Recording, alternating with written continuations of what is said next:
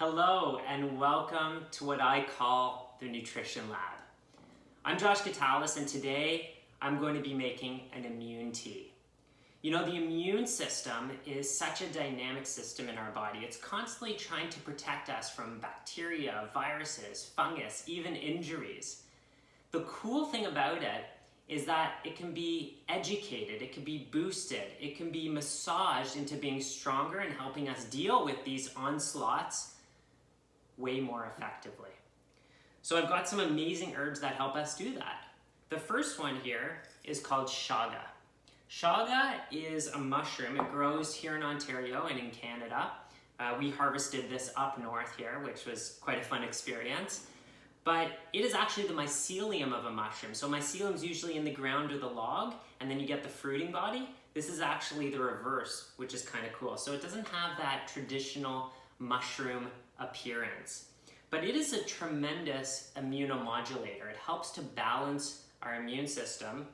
And I also love it because it has a nice mild taste and can be used in a lot of different contexts.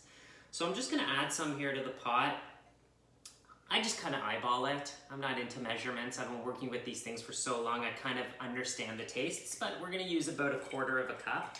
And a little bit actually goes quite a long way. The medicine just keeps on coming out as you boil it longer. The second herb I'm gonna add to our immune tea is Reishi, and you can see it's in quite a big jar. We used a lot of it up. And this one can be pretty bitter.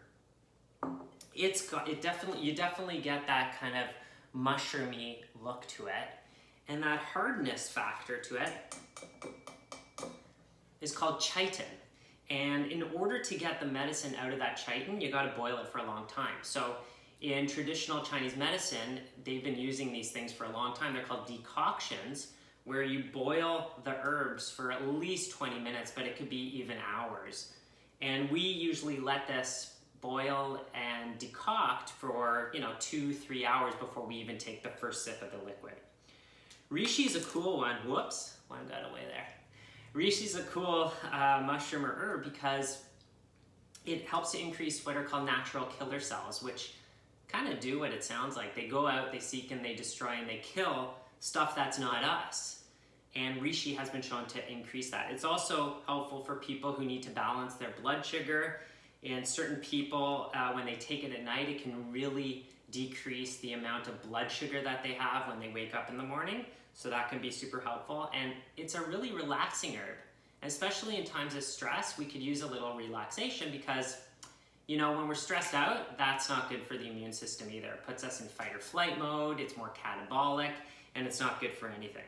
So we're gonna throw that reishi in there. As I said, it can be pretty bitter, so we don't wanna put too much in there, just a small handful.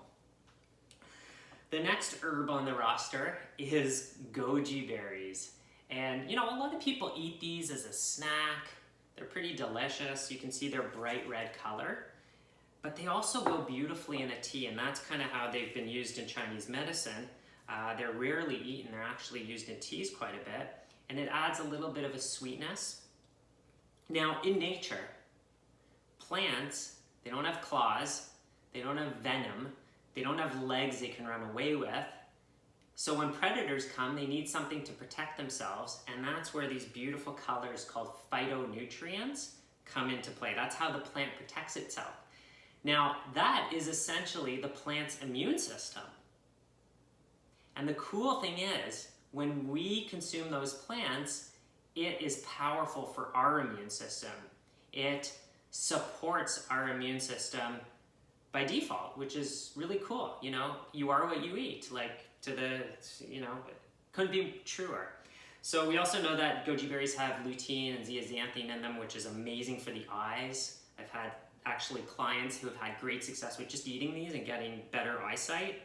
But great for the immune system, high in vitamin C. We're gonna dump a little handful of those in. And then finally, I love to throw a little bit of cinnamon in. What a great flavor, right? Cinnamon is also, it's a bark of a tree. I think some people kind of forget that that's a bark of a tree. I think that's pretty cool. But cinnamon, some of the oils in here are really powerful antimicrobials. They kill the bad guys. As you know, cinnamon is very aromatic, it adds a nice flavor. It also helps with balancing blood sugar, and when we're on that blood sugar roller coaster, that can increase inflammation and really downgrade our immune response. So we're going to throw a couple of those in. Going to fill that up with water, boil it for about at least 2 or 3 hours, and then I'm just going to sip that all day long for a couple days. I could even fill it up maybe once more, get a little bit more medicine out of that, and use it to help tonify, balance, and increase the strength of my immune system. I hope this was helpful, and I hope you'll make some ImmuniTea of your own, and thank you for joining me.